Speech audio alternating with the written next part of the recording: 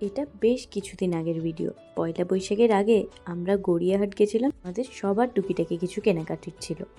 আর মৌসুমি গিয়েই দুটো কুর্তি কিনেছিল। গড়িয়াহাটে কুর্তির কালেকশন মারাত্মক সুন্দর। আর এই দোকানটায় যে কি ভালো ভালো ব্লাউজের কালেকশন, তার মধ্যে আবার এই দোকানটায় ব্লাউজের সেল দিয়েছে। ব্যাস, আমাকে আর কে পায়, আমি 2 প্যাকেট ব্লাউজ কিনেছি। এমনকি দোকানের মেয়েটাও বলছে, দিদি তুমি আর ব্লাউজ নিও না, তুমি এত ব্লাউজ পরবো কখন পরে দেখা যাবে, কম দামে পেয়েছি মানে নিয়ে নিতে হবে। আর ওরা রাস্তার মধ্যেই জামা খুলে দেখাতে শুরু করে দিয়েছে কে কী কিনেছে।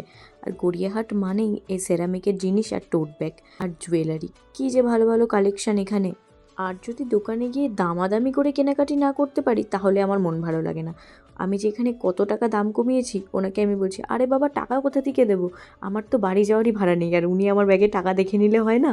আর এই ক্রপ শার্টগুলো এখন খুব ভালো লাগছে। আর আমরা যখন যাই, এত কেনাকাটি করতে করতে যাই, আসার সময় আমরা সবাই এরা মুখ ঢেকে আসি। আর যতই ভাবি কিছু কিনবো না, আমাদের হাত ভরে সবার প্যাকেট হয়ে যায়। আর গড়িয়াহাটের পেছন দিকটায় এত ভালো একটা ঘুগনি পাওয়া যায়, সেটা খেয়ে আমরা বাড়ি ফিরেছিলাম।